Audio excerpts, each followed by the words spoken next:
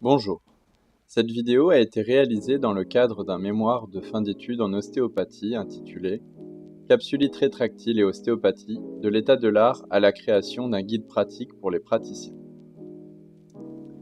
Ce long format a été réalisé pour être une compilation de toutes les informations utiles pour prendre en charge une personne atteinte d'une capsulite rétractile. Pour celles et ceux qui souhaitent un format plus court et succinct, vous trouverez en description le lien vers une autre vidéo plus courte et concise. Vous trouverez aussi l'écrit de ce mémoire pour les personnes curieuses de voir la partie écrite de ce travail. L'ensemble des sources utilisées est référencé en description et dans la bibliographie du mémoire.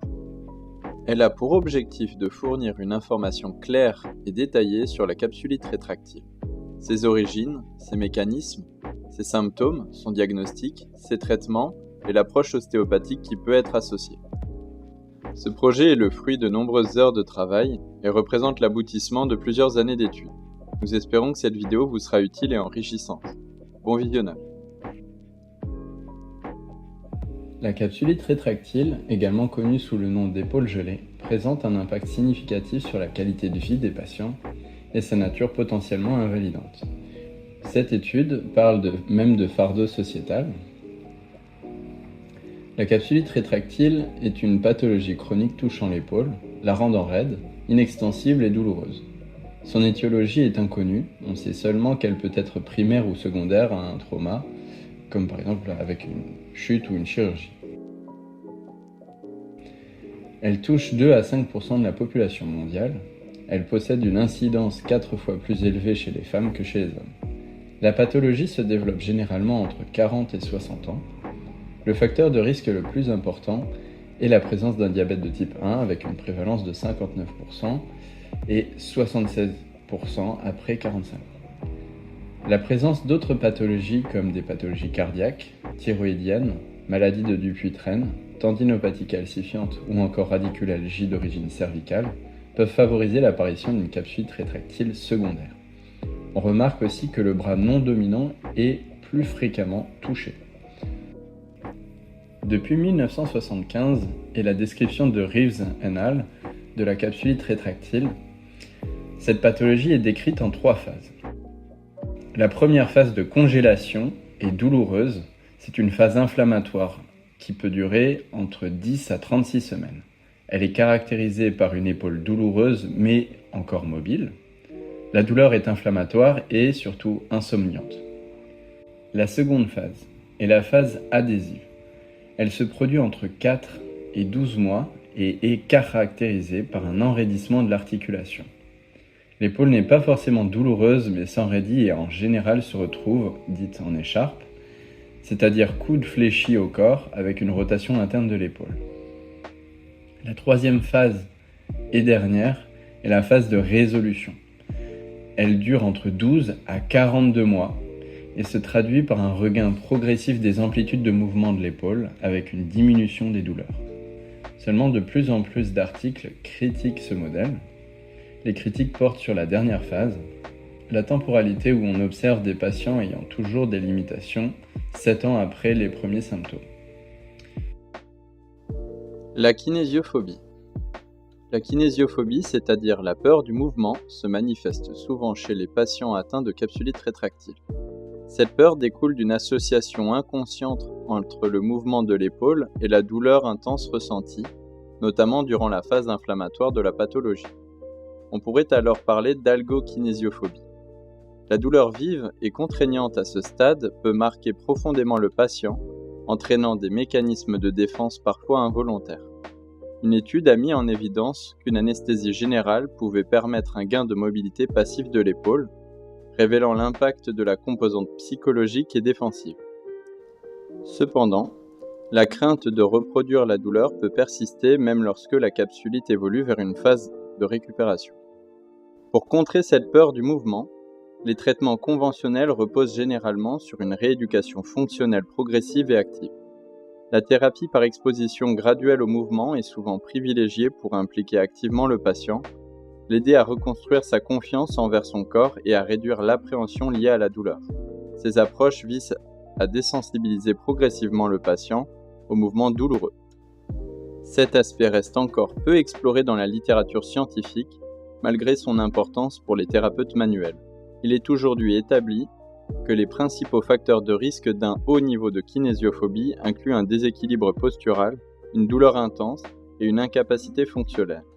Cela suggère qu'une prise en charge efficace doit dépasser les seules causes mécaniques de la douleur, intégrer l'évaluation des troubles de l'équilibre et prendre en compte les facteurs psychosociaux peut optimiser l'efficacité du traitement.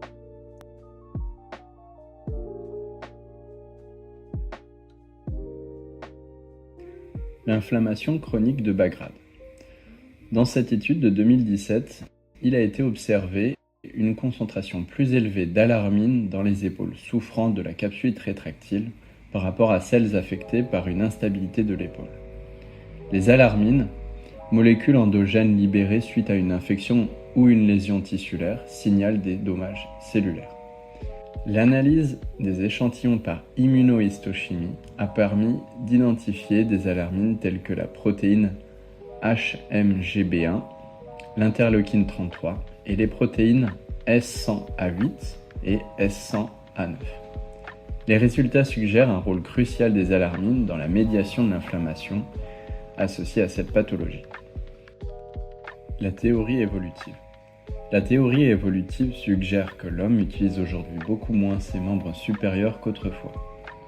L'épaule, qui était adaptée à la projection d'objets légers comme la lance, n'est plus sollicitée de la même manière, ce qui conduit à une atrophie des structures ligamentaires.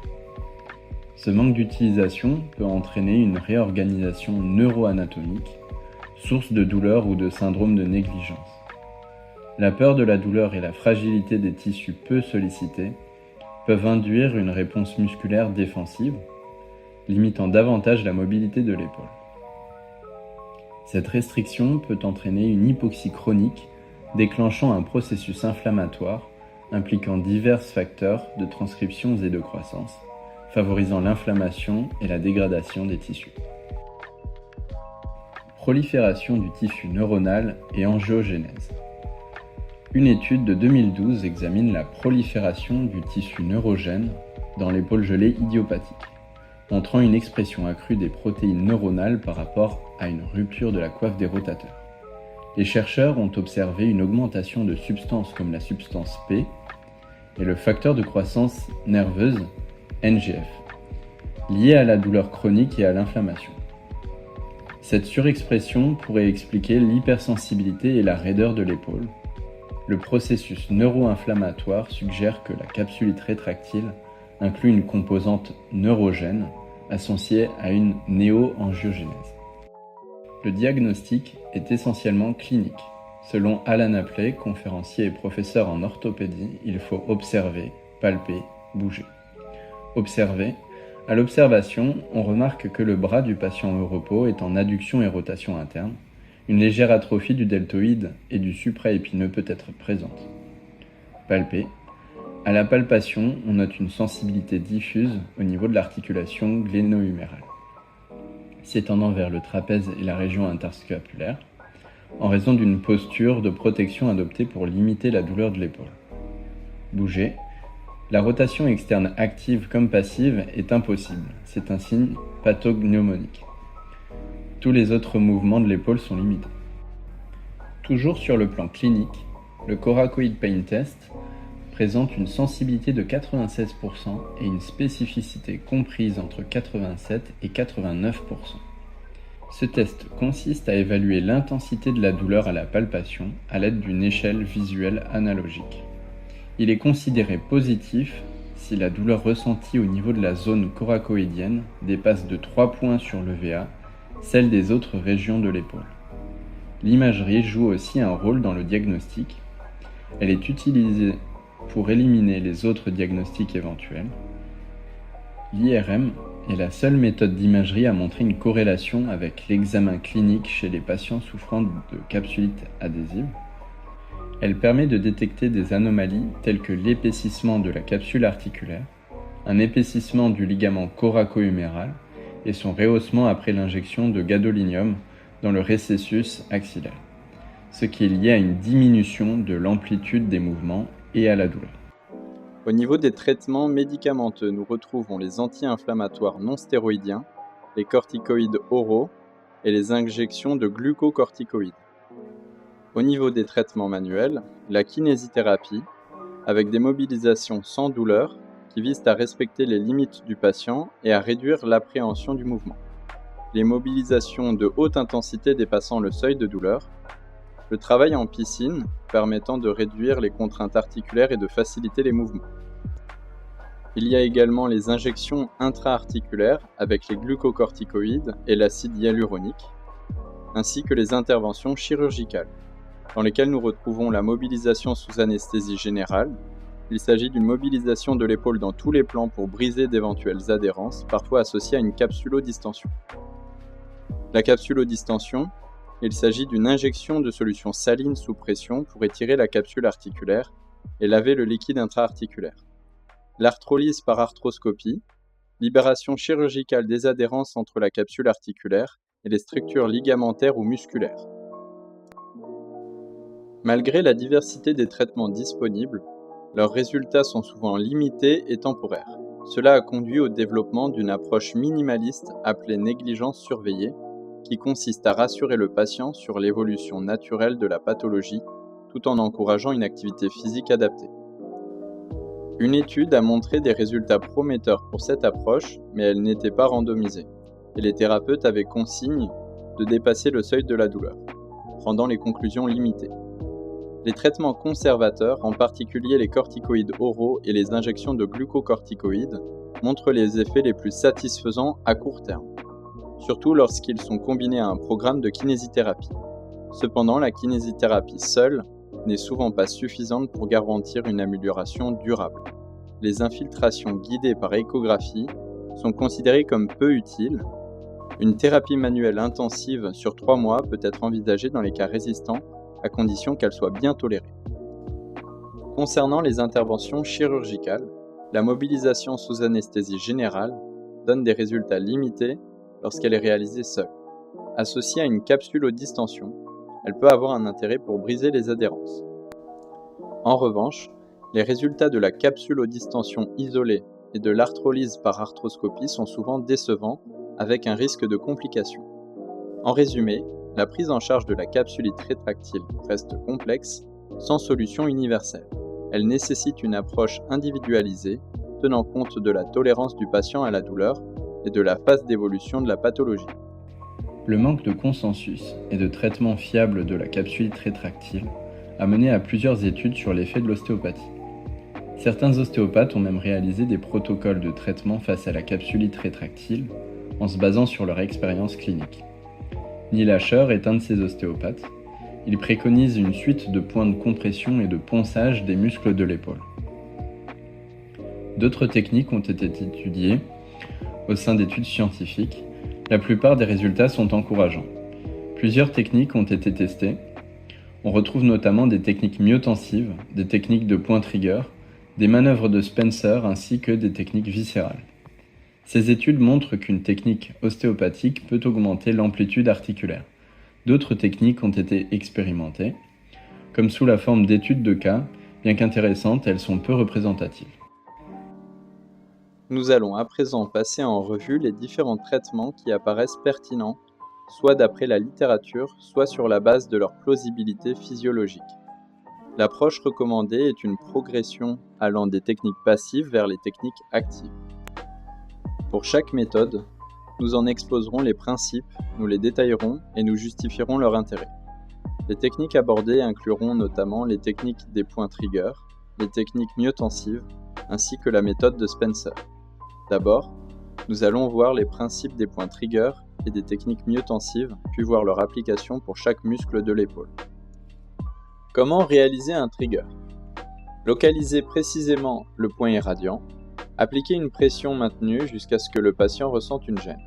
Il est important d'éviter une douleur trop intense, car cela pourrait provoquer une crispation et ralentir la détente du point. Effectuez de légers mouvements circulaires avec votre pression, favorisez le relâchement des fibres. La technique est complétée lorsque l'irradiation et la douleur sous pression disparaissent. Il est préférable de s'adapter aux sensations du patient plutôt que d'imposer une durée minimale de détente. Comment réaliser une technique myotensive ? Placez le muscle en position d'étirement, de manière à ce que le patient ressente une légère tension tout au long de celui-ci. Demandez une contraction contre-résistance pendant 3 à 10 secondes, puis demandez une grande inspiration au patient. Lorsque l'expiration a lieu, accentuez progressivement l'étirement, favorisez la détente musculaire. Répétez ce cycle autant de fois que nécessaire sans provoquer de douleur, afin d'optimiser la qualité de l'étirement. L'objectif n'est pas d'atteindre l'étirement maximal, mais de respecter la mobilité du membre sain comme référence, ou à défaut, de s'appuyer sur les amplitudes articulaires de base mesurées à l'aide d'un goniomètre. Le deltoïde. Ce muscle est constitué de 3 faisceaux, ayant chacun une origine distincte. L'origine du faisceau antérieur est le tiers latéral du bord antérieur de la clavicule. L'origine du faisceau moyen est le bord latéral et le sommet de l'acromion de la scapule. L'origine du faisceau postérieur est le bord inférieur de l'épine scapulaire. Ce muscle a pour forme un cône inversé enveloppant la tête humérale. Ses fibres convergent en direction de l'humérus. Les 3 faisceaux se terminent et se rejoignent sur la tubérosité deltoïdienne, située sur la face latérale de l'humérus, environ à mi-hauteur de l'os. Palpation du faisceau moyen du deltoïde. Technique de palpation. L'objectif est d'identifier la portion principale du muscle impliquée dans l'abduction. Au niveau de la position du patient, il peut être debout ou assis, bras relâchés. Vous pouvez placer vos doigts sur la face latérale de l'épaule, juste sous l'acromion. Demandez une abduction du bras de 30 à 90 degrés, vous sentez le muscle se contracter. Le relâchement du muscle, il doit être bien mobile au repos. Palpation du faisceau antérieur du deltoïde. Placez vos doigts sur la face antérieure de l'épaule, juste sous le tiers latéral de la clavicule. Demandez au patient d'amener le bras vers l'avant, on demande une flexion. Le faisceau se contracte sous vos doigts. Test complémentaire, demandez une rotation médiale résistée. Palpation du faisceau postérieur du deltoïde.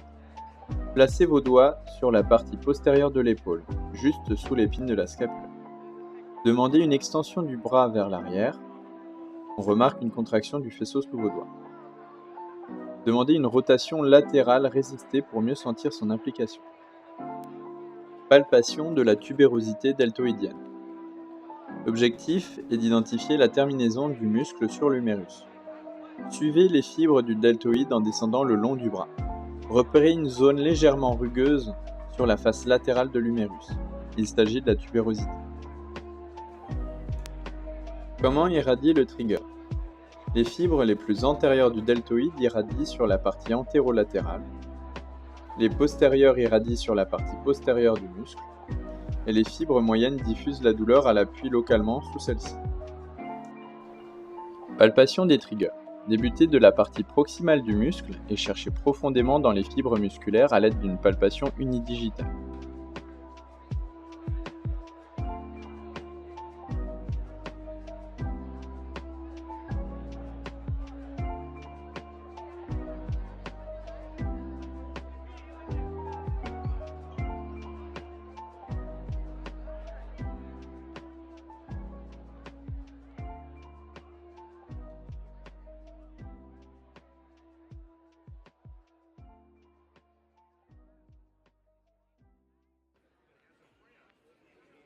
Attention à ne pas confondre certains points du deltoïde postérieur avec ceux de l'infraépineux.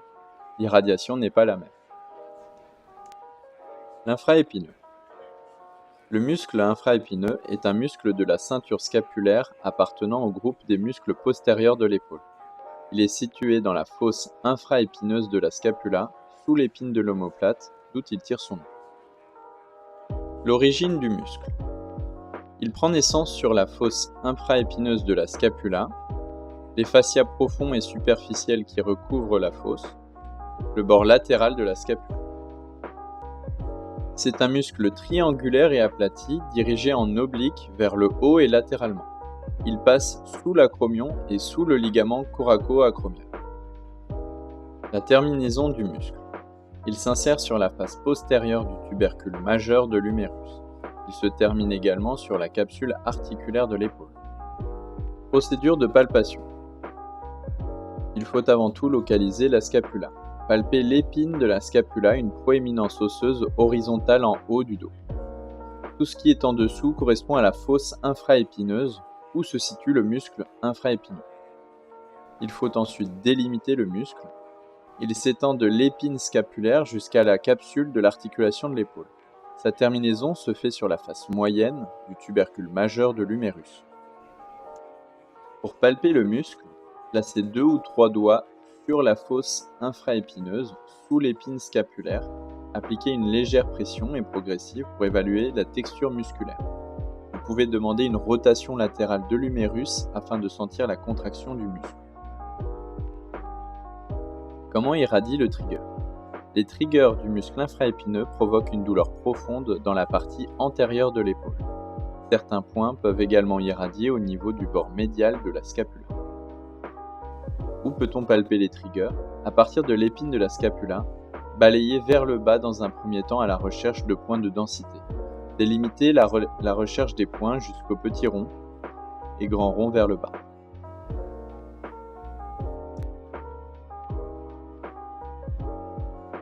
Le supraépineux. Il a pour origine la fosse supraépineuse de la scapula. Il est court et oblique, passant sous l'acromion. Puis il se termine sur la face supérieure du tubercule majeur de l'humérus. Repérez précisément le muscle dans la fosse supraépineuse. Vérifiez la contraction musculaire lors de l'abduction résistée. Pour ce faire, le patient peut être assis, bras relâchés le long du corps, ou couché sur le ventre pour une palpation plus détendue. Le praticien peut être debout derrière le patient avec accès à l'omoplate. Identifiez l'épine scapulaire, une proéminence osseuse horizontale palpable dans le haut du dos. Localisez la fosse supraépineuse située au-dessus de cette épine. Délimitez le muscle en glissant vos doigts sous l'acromion vers l'extérieur. Comment irradie le trigger? Il irradie principalement sur la face latérale du deltoïde, mais peut descendre également dans la face latérale de l'humérus, voire de l'avant-bras. Comment le palper? Balayez avec un appui unidigital de gauche à droite au sein de la fosse supraépineuse.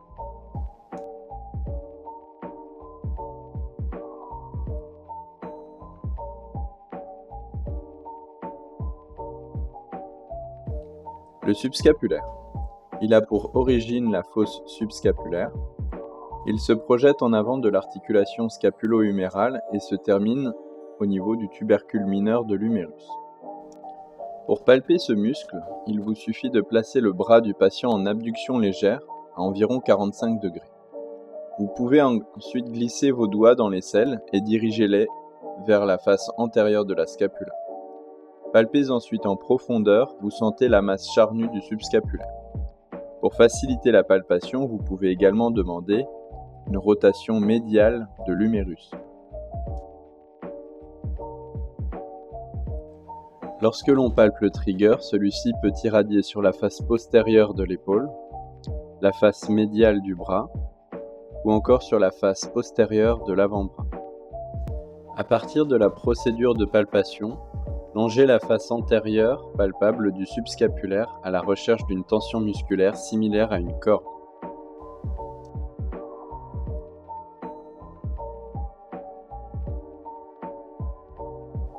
Le petit rond.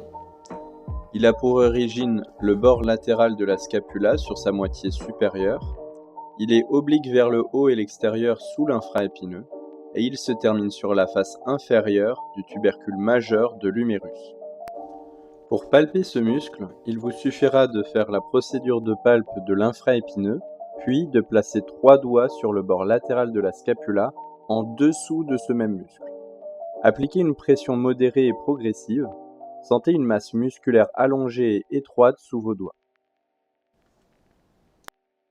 Il s'agit d'un trigger qui irradie principalement là où le corps musculaire se trouve. Cependant, il peut également irradier sur la face latérale de l'humérus. Le trigger de ce muscle se différencie bien de celui de l'infraépineux lorsque l'on regarde les deux cartographies des points.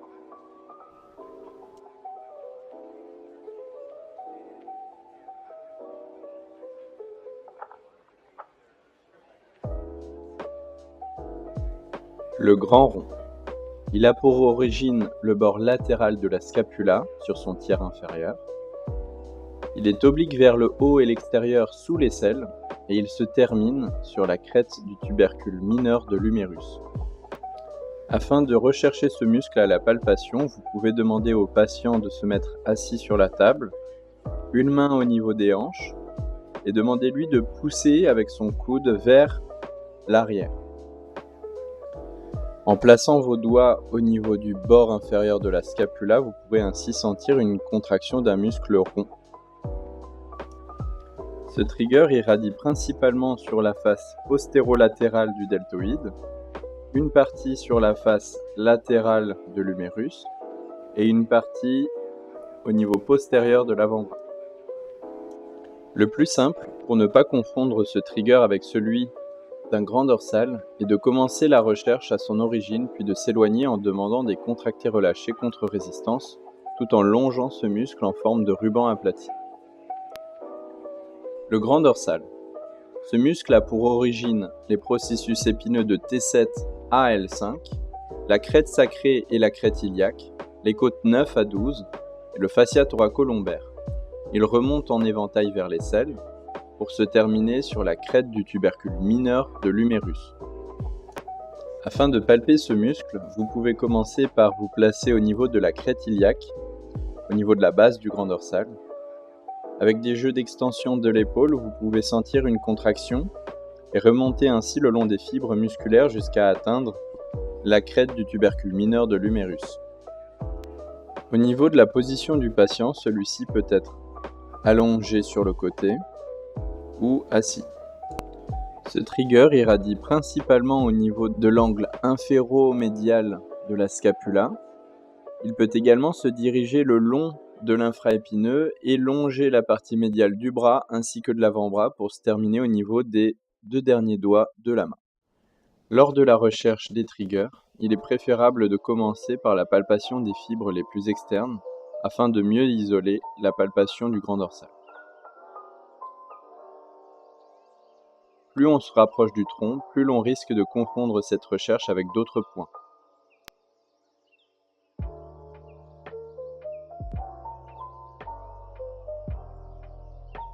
Le grand pectoral. Il a 3 origines distinctes. Pour sa partie claviculaire, il s'agit de la moitié médiale de la clavicule. Pour la partie sternale, il s'agit du sternum et des cartilages des côtes 1 à 6. Et pour la partie abdominale, la gaine du muscle grand droit de l'abdomen. Les fibres de ce muscle convergent en éventail vers l'humérus, pour enfin se terminer sur la crête du tubercule majeur de l'humérus. Afin de palper correctement ce muscle, il vous faudra identifier la clavicule, le sternum et le bord latéral du grand pectoral qui se situe près de l'aisselle. Afin de sentir les différentes portions du muscle, posez la main à plat sur la partie médiale de la poitrine. Demandez au patient de contracter son muscle en serrant les bras contre lui. Suivez les fibres en palpant du sternum vers l'humérus. Afin de différencier les différentes portions, pour la portion claviculaire, vous demanderez une flexion résistée du bras. Pour la portion sternale, une adduction résistée du bras. Et pour la portion abdominale, une adduction ainsi qu'un abaissement du bras.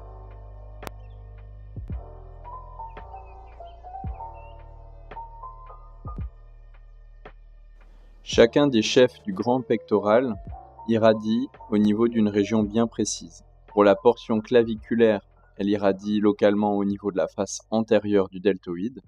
La portion sternale irradie localement là où se trouvent ses fibres musculaires, puis au niveau de la face médiale du bras et de l'avant-bras.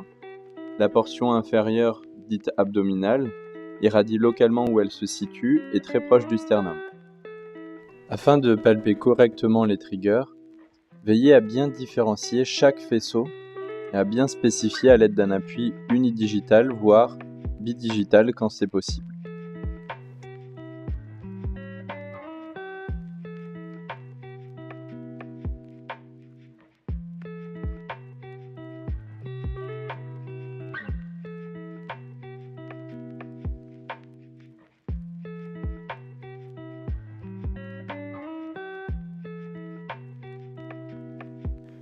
Le petit pectoral.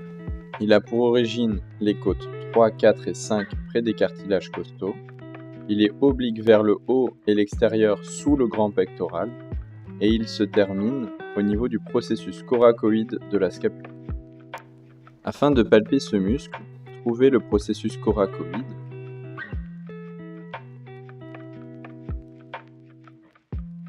Repérez également les côtes 3 à 5 sous le muscle grand pectoral. Visualisez le trajet du petit pectoral. Vous allez ensuite pouvoir palper le petit pectoral en réclinant les fibres inférieures du grand pectoral.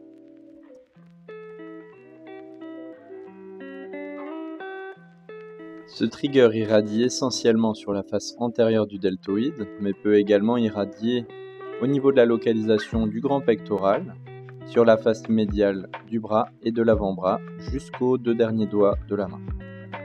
Pour la recherche du trigger, je vous conseille de tirer le bras de sorte à antépulser le moignon de l'épaule, différencier les fibres inférieures du grand pectoral de celles du petit pectoral et aborder la zone avec un appui unidigital. Les muscles scalènes. Ils sont au nombre de 3 et nous allons commencer par le scalène antérieur qui a pour origine les tubercules antérieurs des processus transverses de C3 à C6. Il se termine au niveau du tubercule de l'isfranc sur la première côte. Le scalène moyen a pour origine les tubercules postérieurs des processus transverses de C2 à C7 et se termine sur la face supérieure de la première côte, derrière le scalène antérieur. Le scalène postérieur a pour origine les tubercules postérieurs des processus transverses de C4 à C6 et se termine sur le bord supérieur de la deuxième côte. Palpation du scalène antérieur. Placez vos doigts derrière la portion latérale du scom. Demandez au patient d'inspirer profondément pour sentir la contraction du scalène. Mettez une légère résistance à la flexion latérale du cou pour mieux le percevoir. Palpation du scalène moyen. Situé derrière le scalène antérieur plus latéralement, palpez en profondeur sous le scom en demandant une inclinaison latérale du cou contre résistance. Palpation du scalène postérieur. Plus difficile à palper car profond et proche du trapèze supérieur, il est plus perceptible lors de l'élévation de la deuxième côte avec une inspiration forcée. Chacun des scalènes, sauf le scalène postérieur, peuvent irradier selon la même topographie qui est visualisée à l'écran. Le scalène postérieur, quant à lui, a la visualisation B. Le dentelé antérieur. Il a pour origine la face externe des 9 ou 10 premières côtes. Ses fibres sont obliques vers l'arrière et l'intérieur sous la scapula. Il se termine sur le bord médial de la scapula, de l'angle supérieur à l'angle inférieur. Pour exercer une palpation de ce muscle, identifiez la scapula et son bord médial, trouvez les côtes latérales sous l'aisselle où s'insère le muscle, visualisez le trajet des fibres dentelées, obliques et parallèles aux côtes. Pour la palpation du corps musculaire, l'objectif est de sentir la contraction du dentelé antérieur lors de la protraction scapulaire. Demandez au patient de pousser contre un mur ou une table avec le bras tendu. Placez vos doigts sous l'aisselle, sur la paroi latérale du thorax.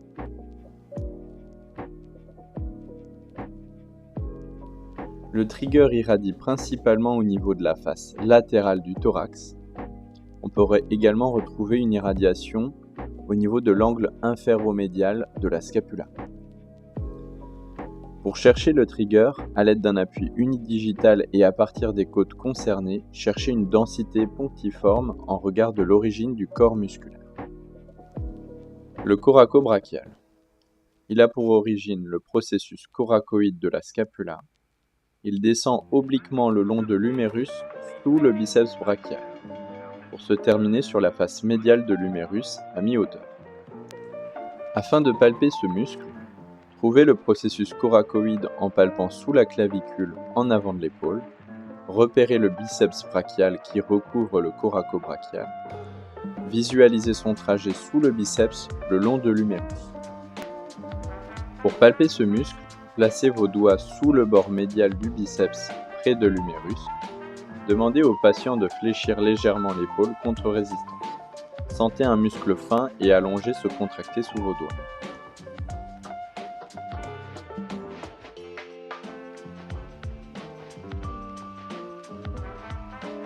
Le trigger de ce muscle irradie sur la face latérale et antérieure du deltoïde.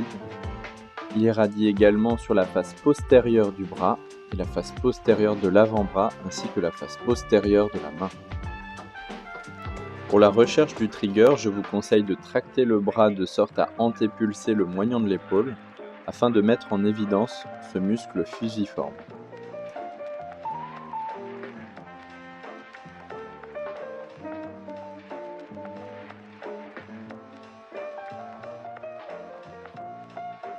Le biceps brachial. Il a pour origine pour son chef long le tubercule supraglénoïdal de la scapula et pour son chef court le processus coracoïde de la scapula. Les deux chefs descendent parallèlement avant de fusionner en un muscle unique. Il se termine sur la tubérosité radiale avec une expansion aponévrotique du biceps. Pour la palpation, identifiez le ventre musculaire du biceps en demandant une flexion résistée du coude. Repérez les deux chefs en palpant l'épaule. Le chef long est dans le sillon intertuberculaire de l'humérus, tandis que le chef court est plus médial, attaché au processus coracoïde. Suivez le muscle jusqu'à son tendon distal au niveau du coude. Pour la palpation du corps musculaire, demandez au patient de fléchir le coude contre résistance. Placez vos doigts sur la face antérieure du bras et sentez ce muscle se contracter.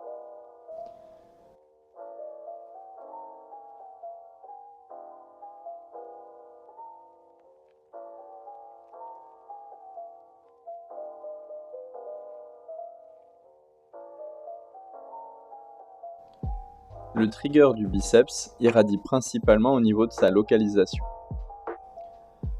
Pour palper le trigger, différenciez les deux chefs musculaires afin de commencer la recherche. Avec un abord bidigital, commencez du tendon distal et remontez le long des deux corps musculaires, l'un après l'autre en cherchant une densité sensible.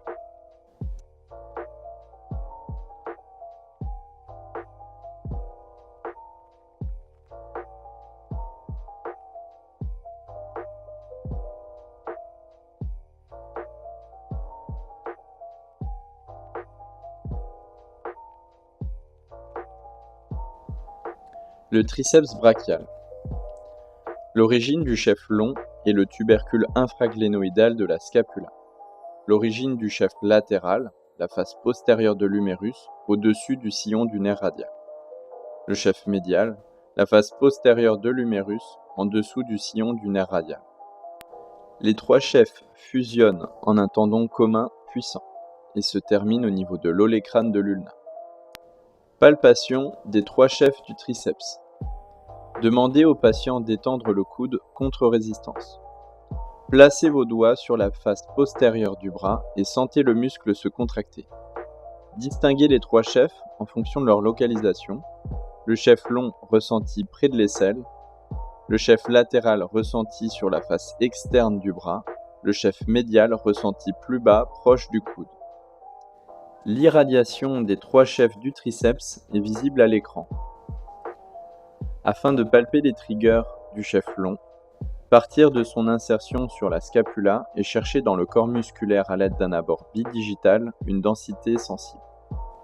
Le chef latéral, partir de l'olécrane, remonter en latéral avec un abord bidigital en cherchant une densité semblable à un nœud au sein du corps musculaire. Le chef court, se déplacer vers le haut et le côté en interne ainsi qu'en externe de l'olécrane avec un abord en pince bidigital.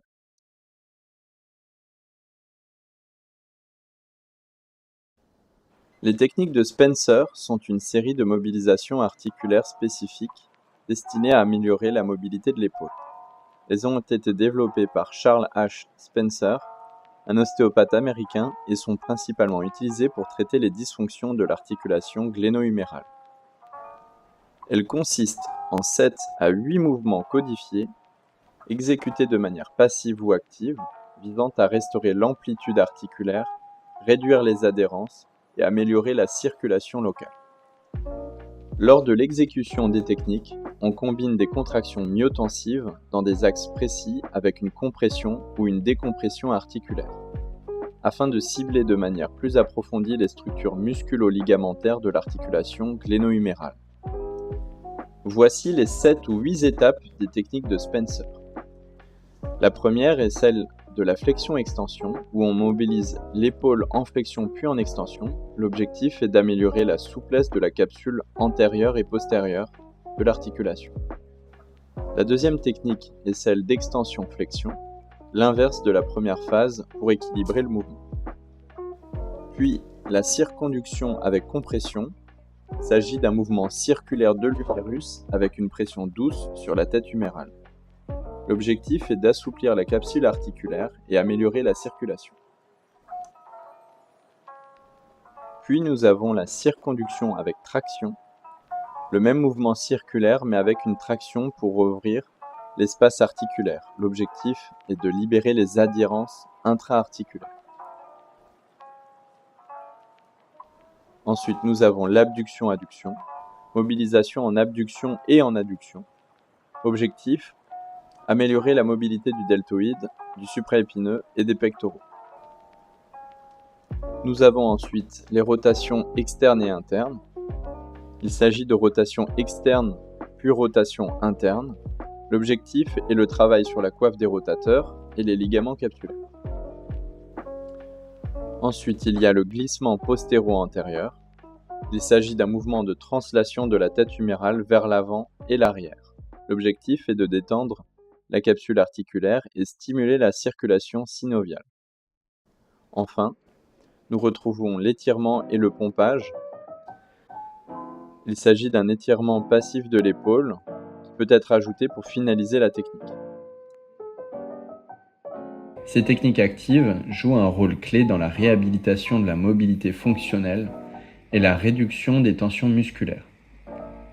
Elles aident le patient à redevenir acteur de son traitement, tout en offrant un contrôle progressif sur la douleur et les limitations. Il est important de noter que ce travail peut nécessiter plusieurs séances selon la tolérance et les progrès du patient et qu'il doit être ajusté en fonction de ses capacités physiques et de sa réponse au traitement. La prise en charge de la capsulite rétractile nécessite une approche pluridisciplinaire impliquant les ostéopathes, les kinésithérapeutes, les médecins et parfois les chirurgiens. Une collaboration efficace est essentielle pour éviter l'inactivité prolongée et la catastrophisation de la pathologie, tout en maintenant un niveau d'activité adapté. L'éducation thérapeutique doit proposer des conseils constructifs, mais il est crucial de garantir une bonne coordination entre les professionnels de santé pour éviter les erreurs et assurer une prise en charge cohérente. Il est essentiel de fournir aux patients des informations pertinentes, vulgarisées et factuelles, afin de l'aider à mieux comprendre ce qu'il traverse. Le praticien doit éviter de transmettre des croyances ou des convictions personnelles, ce qui nécessite une autocritique régulière. Il est utile d'analyser, éventuellement avec d'autres thérapeutes, les biais cognitifs liés à son expérience, afin de préserver une approche neutre et adaptée aux patients. Encourager l'activité physique et les loisirs impliquant du mouvement est également fondamental, car cela peut aider à casser le cercle vicieux de la sédentarité. Cette démarche doit s'appuyer sur les intérêts et préférences du patient, ce qui permet de le placer au centre de la réflexion et de choisir des activités motivantes. Par ailleurs, il est important de questionner le patient sur ses attentes en matière de soins, afin de mieux identifier ses besoins et de pouvoir y répondre de manière appropriée. Il peut être alors envisagé de mettre en place un entretien motivationnel. Enfin, diversifier les supports d'information est essentiel, car l'oral seul se révèle souvent insuffisant pour favoriser la mémorisation. Maintenant, nous allons vous proposer des étirements et exercices d'automassage à conseiller aux patients dans le but de moduler les symptômes et favoriser le gain de mobilité. Comme la partie sur les points triggers, nous allons faire muscle par muscle. Cette partie ne nécessitera que vos propres mains et aussi d'une balle d'automassage. Nous allons commencer par les automassages du deltoïde. pouvez retrouver des points de pression à l'avant, sur le côté et l'arrière du muscle. Afin de l'étirer, vous pouvez placer également une serviette, comme sur l'image, entre votre bras et votre tronc. Si vous en avez la mobilité nécessaire pour l'infraépineux, il vous suffira de contacter la partie que vous voyez à l'écran. Sinon, avec une balle contre un mur, cela semble plus facile. Afin d'étirer votre infraépineux, il vous suffira de vous allonger, de placer une serviette pour ne pas abîmer votre coude et de lentement laisser tomber votre main comme sur la photo. Afin de masser le supraépineux, vous pouvez contacter cette partie du dos qui est visible à l'écran et vous pouvez réutiliser la technique d'étirement qu'on a vue précédemment pour le deltoïde. Pour les scalènes, nous ne recommandons pas les automassages car il y a un risque de compression du paquet vasculo-nerveux qui est adjacent au muscle. Vous pouvez retrouver à l'écran les étirements et varier votre rotation de tête pour cibler plus ou moins certains muscles. Pour ce qui est du petit rond, vous pouvez le retrouver adjacent à l'infraépineux. Il est difficile à localiser et vous allez sûrement travailler l'infraépineux de pair avec ce muscle. Pour le grand dorsal, son massage se fait à l'aide d'une balle contre la table ou contre un lit et vous pouvez retrouver à l'écran la procédure à suivre.